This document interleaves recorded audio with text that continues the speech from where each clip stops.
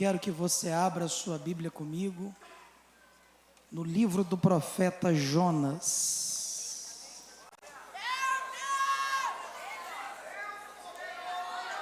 Livro do profeta Jonas, capítulo de número 1. O quinto dos livros dos profetas menores. Apenas 48 versículos, 4 capítulos, mas uma mensagem atualíssima para vocacionados que desejam permanecer no centro da vontade de Deus. Tem um adolescente que deseja permanecer no centro da vontade de Deus nessa tarde? Não, eu sei que você pode dar um glória melhor. Tem adolescente que deseja permanecer no centro da vontade de Deus? Diga glória. Amém. Livro do profeta Jonas, capítulo de número 1. Faremos a leitura até o versículo de número 4.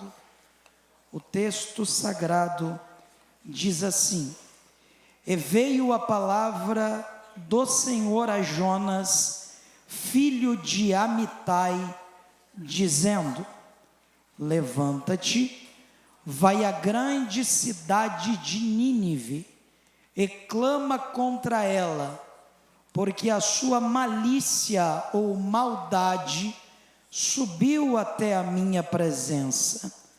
Porém Jonas se levantou para fugir da presença do Senhor para Tarsis, e descendo a Jope, achou um navio que ia para Tarsis.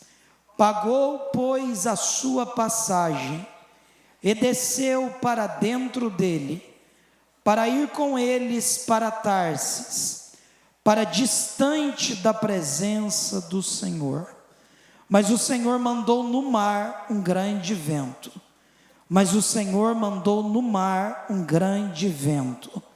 E fez-se no mar uma forte tempestade, e o navio estava a ponto de quebrar-se.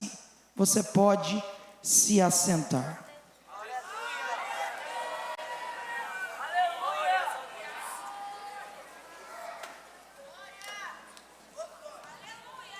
Eu quero expressar a minha gratidão a Deus pela oportunidade que Ele me concede de mais uma vez estar neste respeitadíssimo púlpito. Eu quero agradecer a Deus pela vida do pastor e doutor Elias Cardoso, que nos permite estar aqui nesta tarde. Também quero agradecer a Deus pela vida do pastor e coordenador do Camp Brasil, o pastor André Bueno, bem como a sua esposa, a missionária Midian Bueno, que eu tenho a alegria de chamá-los de meus pais. Sou grato a Deus por tudo que eles têm feito pela minha vida e pela minha casa. Também quero agradecer a Deus pelos membros da diretoria que estão aqui nessa tarde, na pessoa do pastor Flávio Pena. É uma alegria mais uma vez estar junto com este servo de Deus. Estou acompanhado da minha esposa, eu tenho certeza que o glória dela já está garantido. Então, eu estou em paz. Também estou alegre, porque tenho a alegria de acompanhar o meu pastor presidente, e nessa tarde ele vem para interceder por mim. Eu trouxe reforço na intercessão. Ter a bênção e a companhia do meu pastor presidente e da sua esposa é sempre uma honra. Nós já falamos, então repetimos. O livro do profeta Jonas compõe o que nós chamamos da narrativa dos profetas menores. É o quinto dos profetas menores. É claro que a expressão menores não implica minorizar a relevância deste livro. Na verdade, essa expressão é dada ao tamanho do livro. Só tem 48 versículos e 4 capítulos. Mas dentro deste livro, de apenas 48 versículos, nós temos uma mensagem poderosa acerca dos atributos de Deus. Por exemplo, para aqueles que gostam de fazer o exercício sistemático de leitura, dentro do livro do profeta Jonas, você vai encontrar palavras como soberania de Deus, vontade de Deus, amor de Deus, misericórdia de Deus, graça de Deus. E dentro desse livro, aparentemente pequeno, mas poderoso, nós encontramos um profeta em fuga. É a primeira vez historicamente que nós estamos narrando e apresentando um profeta que decidiu virar as costas para Deus. A história de Jonas é a história de um vocacionado que por um instante, dentro da sua loucura humana, ele decidiu dizer não a uma direção de Deus. Mas há algo muito interessante que nós precisamos, nesses momentos iniciais, ouvir para que Deus ministre ao nosso coração. A fonte do livro de Jonas é o próprio Deus. O selo original do livro do profeta Jonas é o próprio Deus. O versículo 1 inicia dizendo: e veio a Jonas a palavra do Senhor, dizendo, ou seja, Jonas é alguém que conhece e também ao mesmo tempo ele é sensível à voz de Deus. Ele consegue, diante dos turbilhões e dos tantos confrontos da alma, ele consegue distinguir isso que para muitos é quase que impossível, a voz sonora de Deus. Mas ao mesmo tempo que Jonas é sensível à voz, ele é completamente insensível à direção. É aqui que está o problema, porque nós lutamos uma vida inteira para ouvir a voz de Deus, e Jonas é tão habitual com isso, que ele consegue, diante de tantos problemas e de tantos barulhos, ser sensível à voz de Deus, mas ao mesmo tempo, quando ele ouve a voz de Deus, ele decide não avançar, ele decide regredir. Ele não decide ir, mas ele decide esconder. Ele não decide estar diante do centro do propósito de Deus, mas ele decide virar as costas para as direções de Deus. E é sobre isso que Deus impulsionou o meu coração para pensarmos nessa tarde, porque nós estamos diante de uma proposta onde o tema é vocacionados. Mas ao mesmo tempo que você já ouviu tantas coisas que estremeceram a sua alma, é claro que existem pessoas que, como Jonas, se encontram em rota de fuga. Pessoas que estão decididamente, não em avançar, mas como Jonas, quem sabe, esconder-se. Porque conhecem e compreendem o tamanho da missão que Deus estabeleceu. O problema está na missão que Deus delegou a Jonas. A missão que Deus delegou a Jonas é que ele deveria ir a Nínive, apresentada pelo profeta Naum como uma das cidades mais sanguinárias do mundo antigo. Como não se bastasse, a tradição e a história dizia que quando Nínive vencia os seus oponentes, eles tinham os seus oponentes em mãos, eles cortavam primeiramente os seus dedos, depois cortavam os seus pulsos. Quando Jonas ouve a voz de Deus, e ouve Deus dizendo a ele: você vai para dentro de Nínive, é a mesma coisa de Jonas entender o que Deus estava dizendo naquele momento, mais ou menos assim: você vai sair de dentro de Jerusalém e vai gritar dentro do Hamas. A cena é mais ou menos essa. Então Jonas faz uma leitura da cena.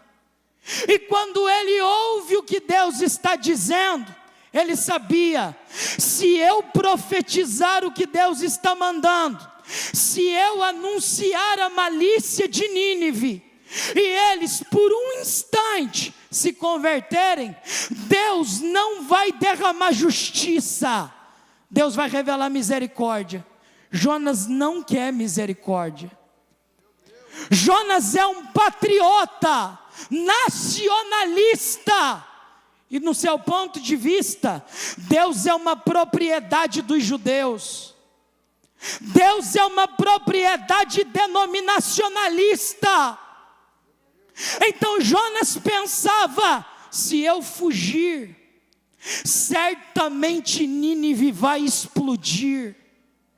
Certamente Nínive vai se acabar.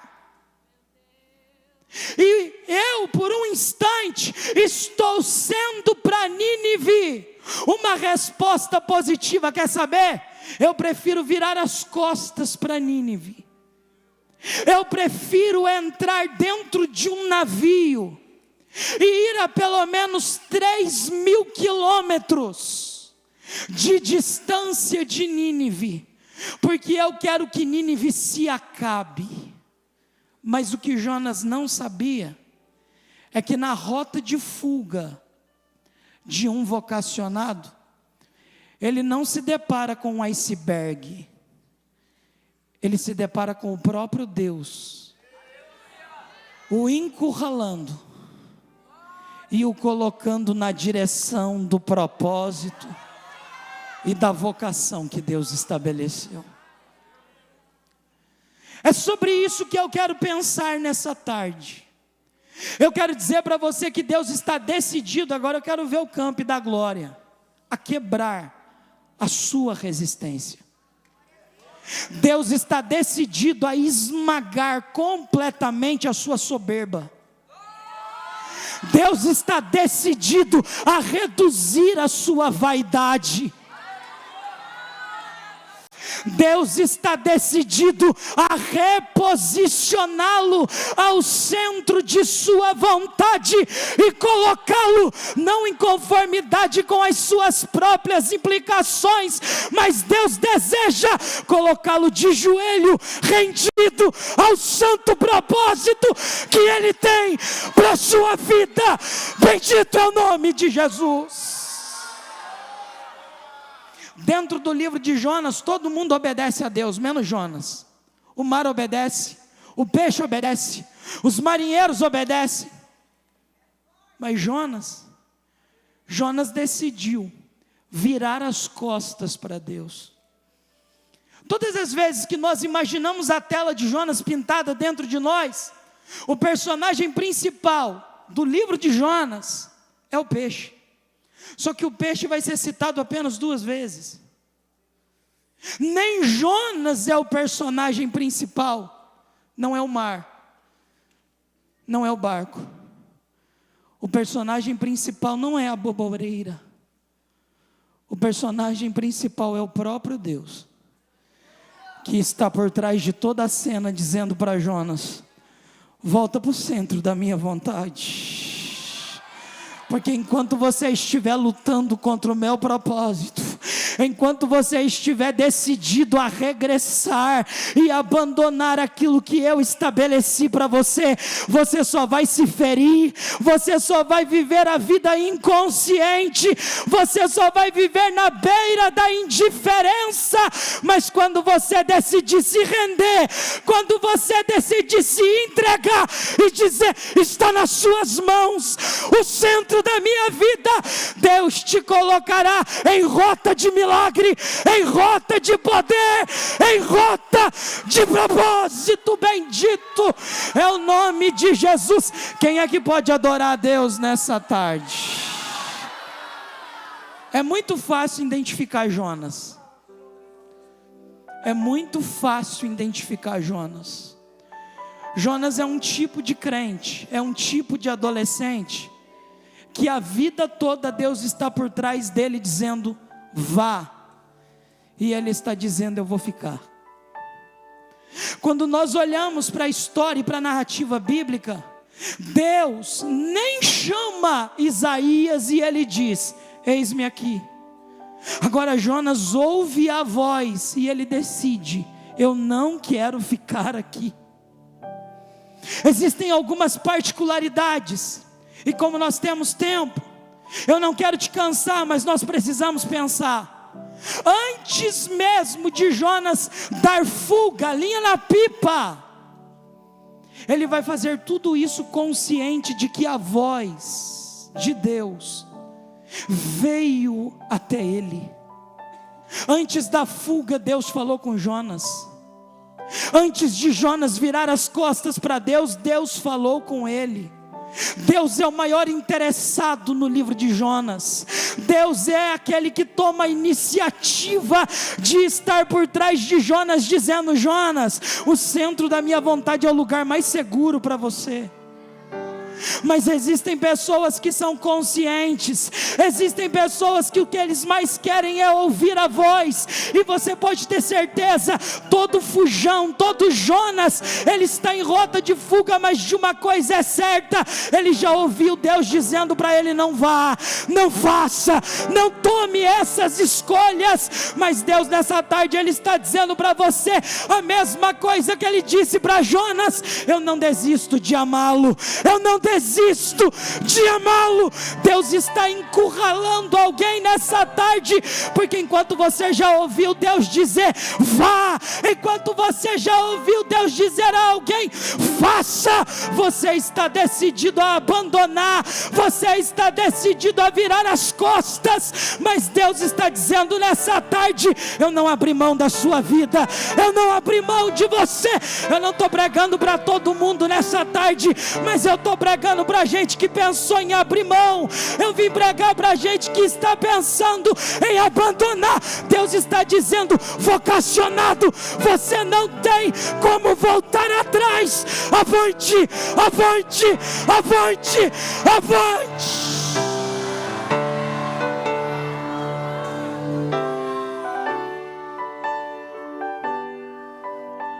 Deus está decidido a quebrar as resistências de Jonas.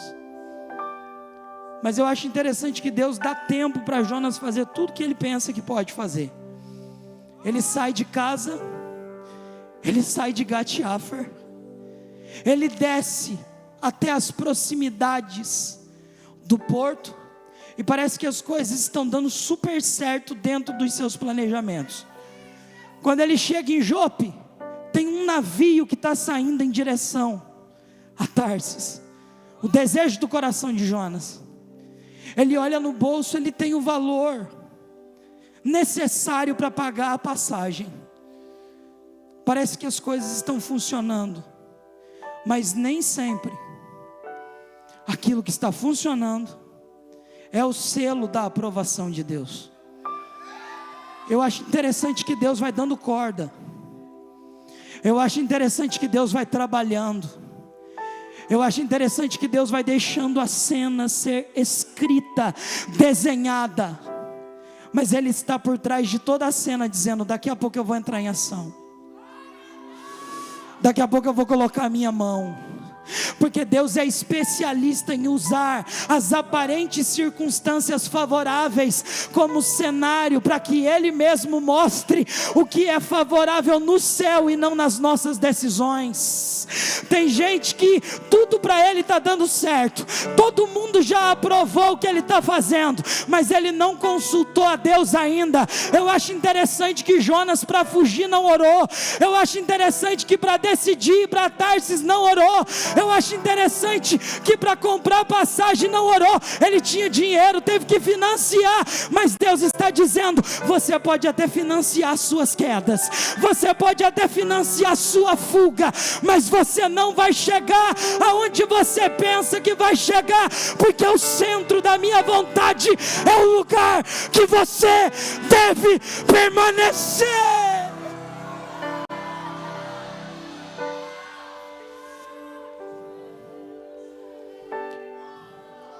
Quem sabe teve alguém que veio nessa tarde decidido a entrar num navio e ir para Tarsis. Quem sabe tem alguém que ouviu tanta coisa sendo ministrada até aqui, e ele pensou: já tem muita gente para ser vocacionada, mas eu estou temendo a dimensão do propósito e da missão. Na verdade, Jonas está completamente em conflito com a missão que Deus estabeleceu para ele, mas Deus está dizendo para Jonas nas entrelinhas: quem te alistou fui eu, quem te chamou fui eu. Eu não estou perguntando o tamanho dos ninivitas, eu não estou perguntando se eles são sanguinários ou não. O que eu quero, Jonas, é que você fale aquilo que eu te mandei, porque enquanto você não falar o que eu te mandei, você só vai se ferir, você só vai se machucar. Mas Deus nessa tarde Ele está dizendo para alguém: entre você se desmazelar, entre você se ferir, prefira se render, prefira se entregar, prefira estar no centro da minha vontade.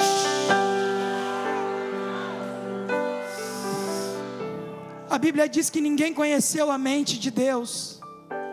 Então Jonas está pensando que existe algum lugar na mente de Deus que ele não seja capaz de lembrar das direções de Jonas. Existem pessoas tão insensíveis que elas não estão em rota de fuga porque nunca ouviram nada, mas como Jonas, já ouviram muita coisa, mas o que ouviu ainda não foi capaz, não em Deus, nele mesmo, de o estremecer. É como se ele esperasse sempre uma coisa a mais. Irmão, você já ouviu tanta coisa desde quinta-feira? Você já foi tão confrontado por Deus dentro desse evento, dentro desse congresso? E tem gente ainda que está dizendo a si mesmo: ainda não foi suficiente. Quer saber? Desceu de Gatiáfer, chegou no porto, em Jope, comprou uma passagem de partida até Tarsis, desceu ao navio, do navio desce ao porão, do porão ele vai descer nas regiões mais abissais da história, nas profundezas do mar. Nas profundezas do mar ele vai descer dentro do ventre do peixe. Mas o ventre do peixe, que aparentemente era o túmulo de Jonas, será a sala de oração, dentro do centro da vontade de Deus, para que Jonas seja reposicionado e restaurado no seu propósito e na sua vocação. Deus criou um ambiente que Jonas ainda estava evitando. Deus criou um ambiente para que Jonas se dobrasse. Deus criou um ambiente para que Jonas fizesse o que não tinha feito ainda.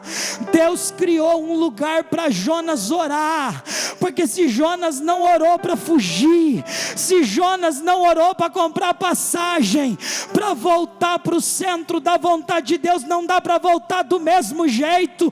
Então precisa orar, precisa confessar, precisa se arrepender.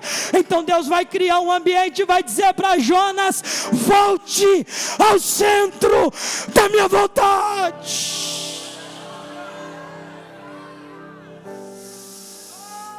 Oh, glória ao nome de Jesus. Há uma graça de Deus aqui nessa tarde. E a minha oração é que Deus encontre fugitivos nessa tarde. A minha oração é que Deus encontre gente que esteja em rota de fuga.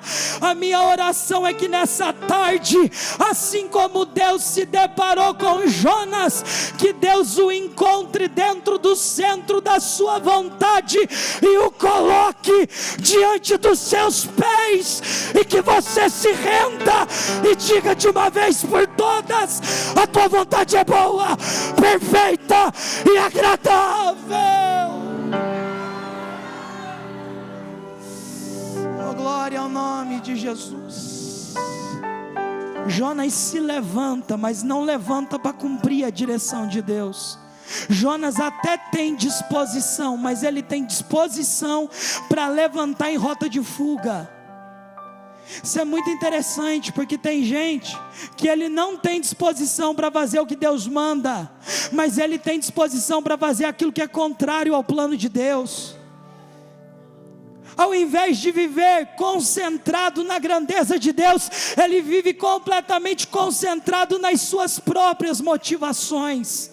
E Deus é especialista em encontrar gente dessa forma, e Deus encontra decidido a quebrá-lo, Deus encontra decidido a colocá-lo no chão, porque diante de Deus, o homem não pode permanecer cheio de si.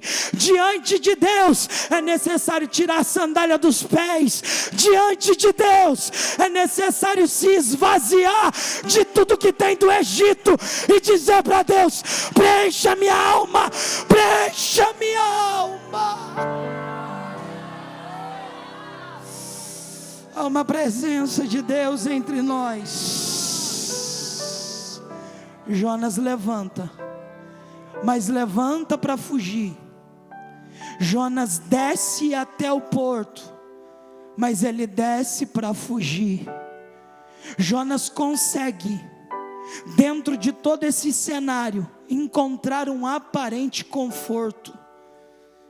Dentro do navio, nas regiões mais baixas do navio, o texto diz que Jonas consegue dormir. Só que Deus é especialista em estremecer os falsos confortos da nossa vida. Eu sei que existem pessoas nessa tarde que elas até encontram-se em situações aparentemente confortáveis. Parece que as coisas estão dando tão certas, parece que os resultados são os melhores possíveis, mas Deus está dizendo para alguém: eu não conjugo o verbo de desistência. Oh glória!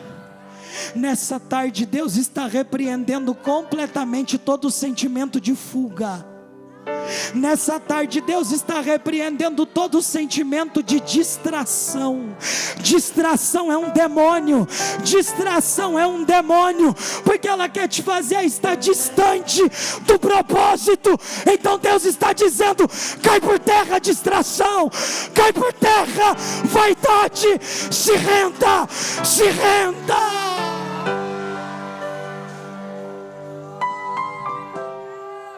Jonas, as coisas estão funcionando aparentemente bem. Dorme. Dorme enquanto Deus está te dando tempo. Mas se Jonas, que é o profeta, não obedece, Deus vai conversar com o mar. E Deus vai dizer para o mar e para o vento: tempestade. Algumas vezes a providência de Deus é pão. Algumas vezes a providência de Deus é peixe. Mas algumas vezes a providência de Deus é a tempestade. Você viu que até o glória a Deus some nessas horas? Porque Deus está dizendo: se for preciso, se for necessário, para te colocar no centro da minha vontade, eu vou fazer o vento balançar, eu vou fazer a tempestade vivenciar a sua mais alta intensidade, porque o meu propósito não é perdê-lo, o meu propósito é transformá-lo, o meu propósito não é matá-lo, o meu propósito é deixá-lo de pé, é deixá-lo de pé.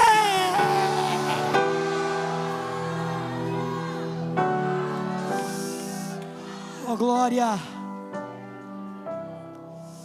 Nós precisamos pensar que no navio aparentemente confortável, em cima da imensidão das águas, Jonas está aparentemente confortável, mas é no mar, o lugar aparentemente tempestuoso e assustador, que Jonas estará no colo da vontade de Deus.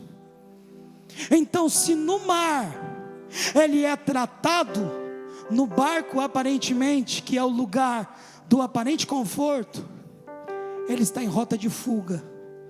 Então Deus vai completamente bagunçar a cena, porque Deus prefere ele no mar, sendo tratado, do que dentro do barco, em rota de fuga. Sabe o que Deus está dizendo para você?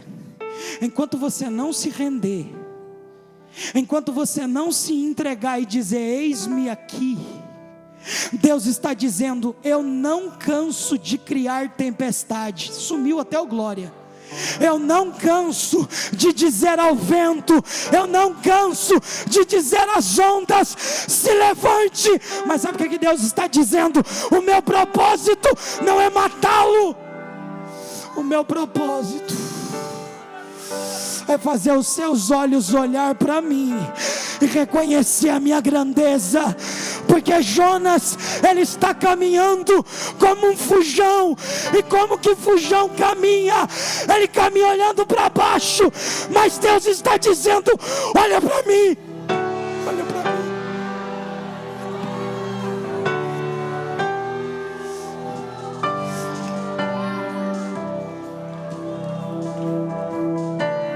Olha para esse adolescente que está do seu lado. Olha para esse adolescente. Você vai pregar para ele agora. Você vai dizer para ele, para de se machucar, para de se ferir, para de virar as costas para Deus. Isso aí só está retardando o propósito. Isso aí só está atrapalhando a chamada. Deus está dizendo para você, se renda, se renda, se renda.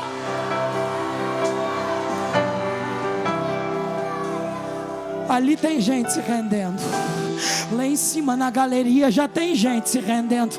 Aqui no altar tem gente se rendendo. Você sabia que nessa tarde tem Jonas aqui? Mas ele está dizendo, vem para o tratamento, vem para o tratamento, vem para o tratamento.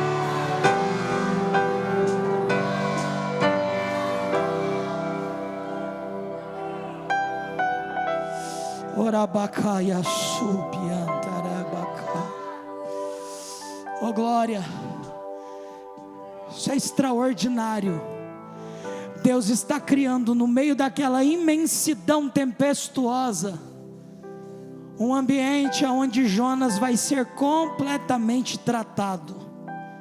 Aí eu preciso dizer isso somente para corajosos. Se prepara que você vai entrar dentro da sala de tratamento de Deus.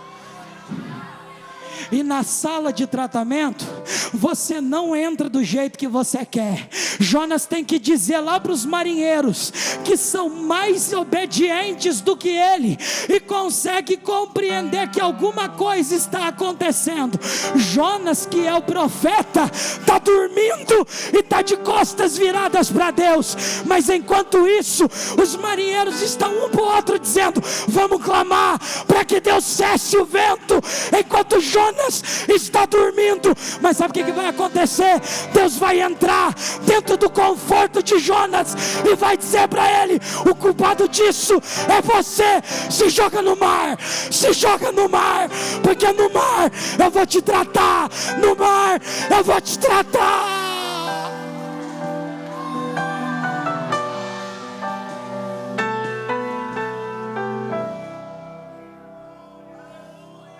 É no mar que eu vou começar a configurar as minhas digitais em você. Mas Carlinhos é um profeta. Mas tem profeta que se desvia também, irmão.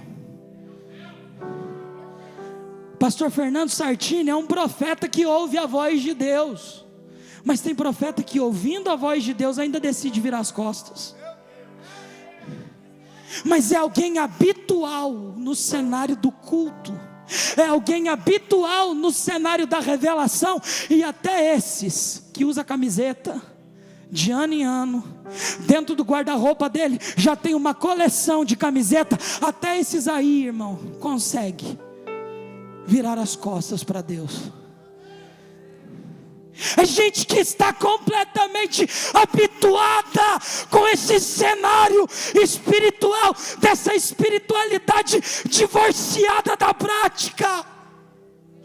É gente que vive uma espiritualidade de evento, é gente que vive uma espiritualidade momentânea. Aí Deus está dizendo: ô Jonas, se você não entendeu por bem, você vai entender dentro da sala de tratamento. Eu vou te pegar no barco e você vai tipo nas águas, mas hoje você se rende.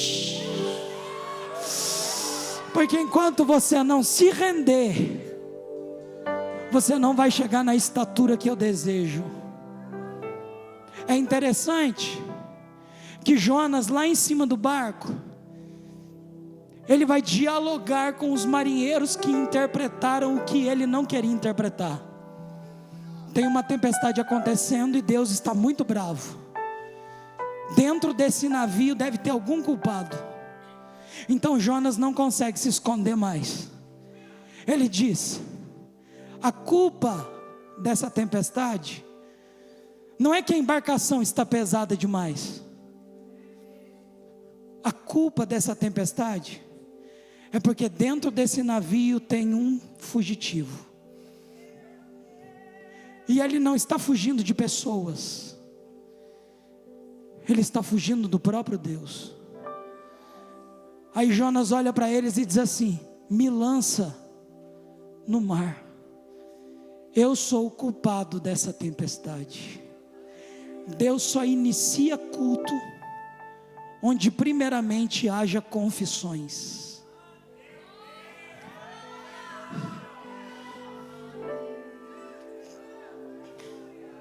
Porque se esconder atrás de uma espiritualidade completamente falsificada e mascarada é muito fácil.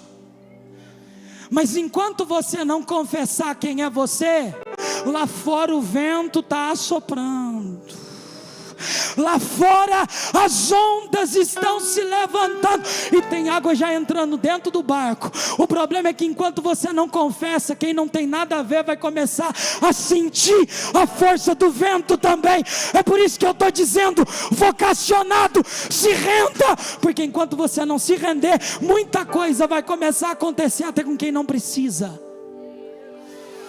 Ele vai tirar a mão, ele vai encolher o braço. Lá na sua casa as coisas não estão dando certo. Não é porque alguém não pagou o que tinha que pagar, é porque você não se rendeu. Mas se rende hoje, que ele está abrindo a janela do céu e dizendo: por causa de você, por causa da sua confissão, eu estou derramando graça, eu estou derramando misericórdia. Recebe.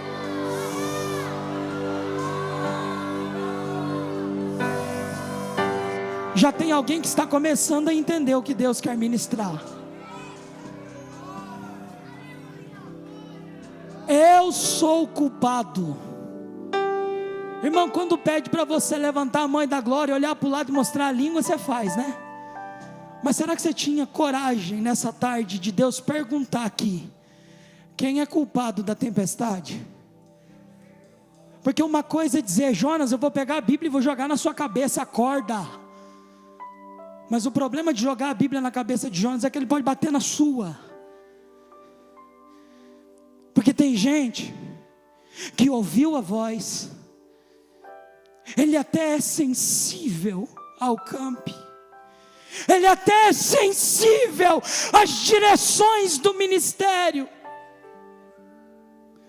mas ele é completamente insensível ao que Deus disse a ele. Deus já disse para você sair daquele grupo de amizade. Deus já disse para você cancelar aquele relacionamento. Deus já disse para você que aquele relacionamento é vento, é tempestade. Deus já disse para você que essa espiritualidade falsificada e divorciada da prática, ela vai te levar a um suicídio espiritual. Mas Deus está dizendo: se renda, se renda, se renda.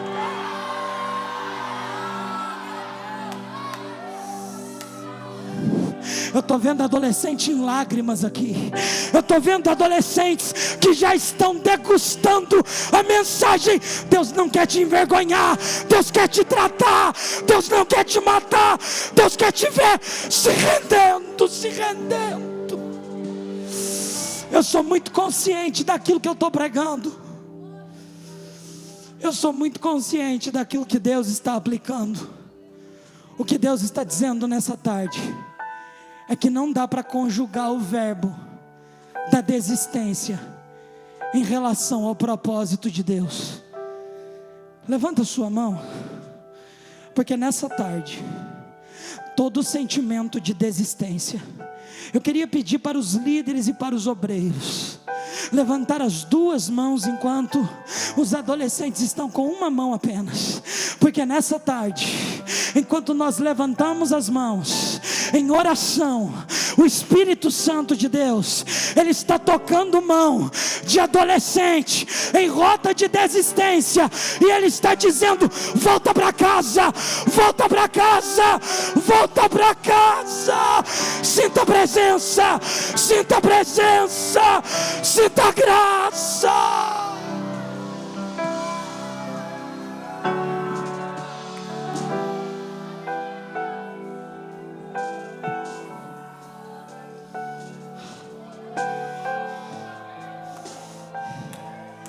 Era 2h da manhã. Eu e a minha esposa estávamos banhados em lágrimas, dizendo ao céu: manda a palavra, manda a palavra. Aí Deus me visitou e disse: o ventre do peixe não é a cova de Jonas, o ventre do peixe é o centro da minha vontade, é o centro da minha vontade.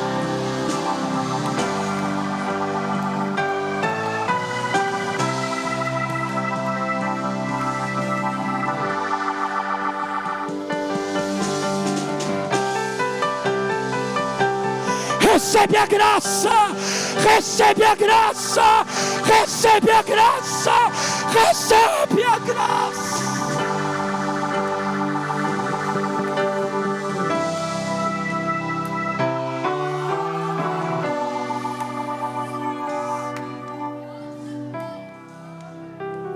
Jonas, o nosso culto começou porque eu não estava interessado em feri-lo, eu estava interessado nas suas confissões. E você já sabe como que começa culto: eu sou o culpado, me lança no mar. Jonas está descendo as águas. Mais uma vez Deus vai mostrar para Jonas, Deus está pregando nos erros de Jonas. Deus já pregou para o mar tempestade e o mar obedeceu. Agora Deus vai pregar para Jonas que se ele não quer fazer, até peixe faz. Peixe, Jonas é seu. Aí eu caminho para encerrar. Jonas está dentro do peixe. A Bíblia vai dizer, no capítulo de número 2, quando Jonas ora, um detalhe do versículo 7 me chamou muita atenção. Quando eu quase desfalecia, quando a minha alma quase desfalecia, lembrei-me do Senhor, e entrou a ti a minha oração no teu santo templo. Jonas identificou que o cenário do peixe naquele momento, que aparentemente, inicialmente na sua oração completamente confrontado, ele comparou aquele cenário ao ventre do inferno. Mas de repente Jonas entendeu uma coisa: eu estou vivo ainda, eu não morri. Então se eu não morri, pastor Flávio Pena, eu vou fazer o que eu não fiz até agora. A Bíblia diz que ele está dentro do peixe.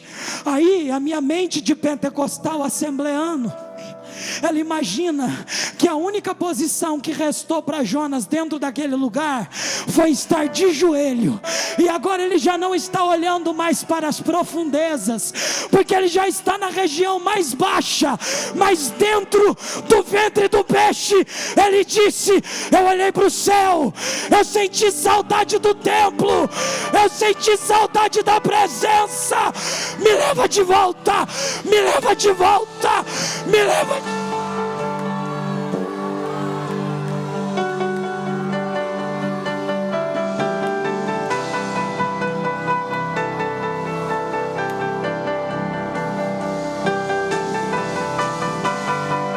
Recebe graça, você não vai abandonar, você não vai desistir.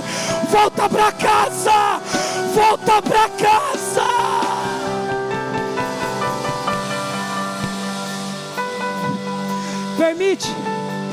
Me permita, meus pais, sem ferir a exegese bíblica, sem ferir a interpretação, mas agora ele inicia comparando, pastor Fernando, aquele ambiente ao ventre do inferno. Mas depois que ele orou, ele disse: aqui é comparado à sala das minhas maiores orações. Porque é o que ele vai dizer: quando eu orei, Deus ouviu a minha oração. Sabe o que isso significa? Eu posso estar dentro do ventre do peixe, eu posso estar no lugar mais distante, mas se a minha alma dizer de uma vez por todas: me leva de volta, me leva de volta, Deus estremece o ambiente. Ele está estremecendo esse ambiente nessa tarde. Seja cheio da presença do Deus que ouve orações. Segura. Enquanto Jonas não orou, Nínive continuou sanguinária.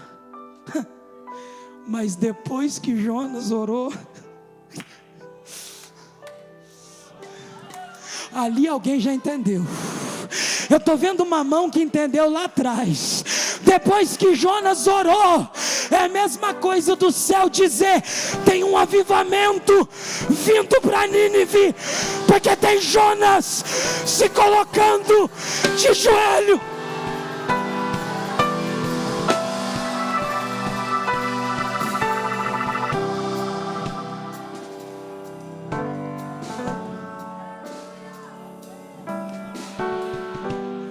Desceu de Gate-Afer para Jope, de Jope para o navio, do navio para o porão, do porão para as profundezas do oceano. Mas orou. Quando orou, Deus mais uma vez vai falar com o seu servo. Não é Jonas não, é o peixe. O peixe, devolve Jonas, mas não devolve ele no desejo do coração dele. Devolve ele no centro da minha. Coloca ele no centro da minha vontade. Prega Deus na minha boca agora.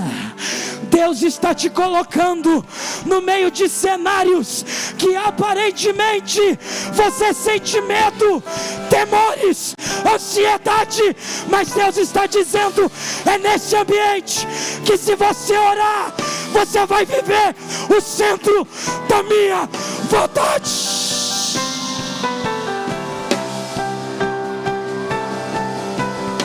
Receba!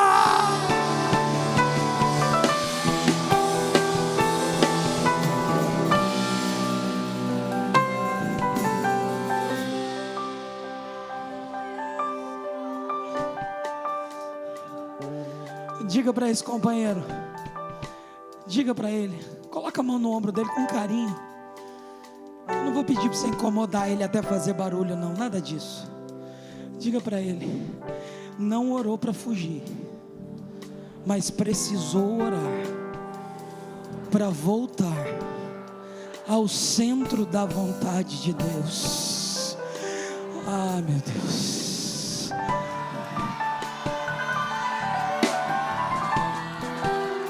Em momento algum, Deus disse a Jonas: levanta para ir para Nínive e paga a sua passagem. Ir para Nínive é ser conduzido pela direção de Deus e pelos recursos de Deus. Ir para Tarsis é pagar para ver, é assumir o risco, é arcar com as consequências. Sabe o que Deus está dizendo para alguém aqui? Não paga para ver. Sabe o que Deus está dizendo aqui? Sai disso enquanto é tempo. Se renda enquanto é tempo. Porque se você não se render, eu já dei ordem para a tempestade, eu já dei ordem para o vento. Hoje não é dia de ir para Tarsis. É dia de regressar e entender o propósito que Deus quer cumprir dentro de Nínive. Irmão, quando Jonas está no peixe, Deus não mudou a mensagem, mas dentro do peixe Deus mudou Jonas. Enquanto Jonas não orou, nada em Nínive mudou. Mas depois que Jonas orou, mudou Jonas e mudou a cidade. Sabe o que Deus está dizendo? Se você orar, eu posso mudar a história de São Paulo, eu posso mudar a história do Brasil. Ora nessa tarde, porque enquanto você está orando, Deus está dizendo: peixe, solta ele, solta ela.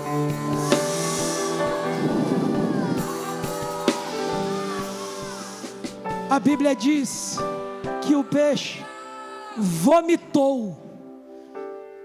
Gente, Nutelinha fica com nojo dessas coisas, mas Deus vomitou através do peixe o Jonas naquele instante, que estava completamente indigesto a decisão que Deus havia estabelecido.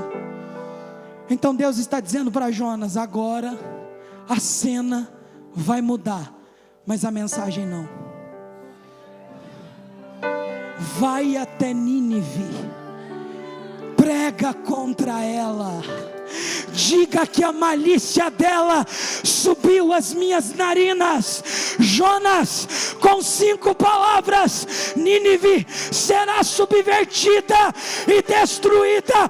Ele entrou dentro da cidade, começou a pregar. A Bíblia diz que até o rei tirou a sua coroa, ele se dobrou e reconheceu o Deus do céu. Deus vai mudar você, Deus vai mudar você. Campi Brasil, Congresso de Adolescentes da AD Perus. AD Perus, desde 1947, abençoando o Brasil.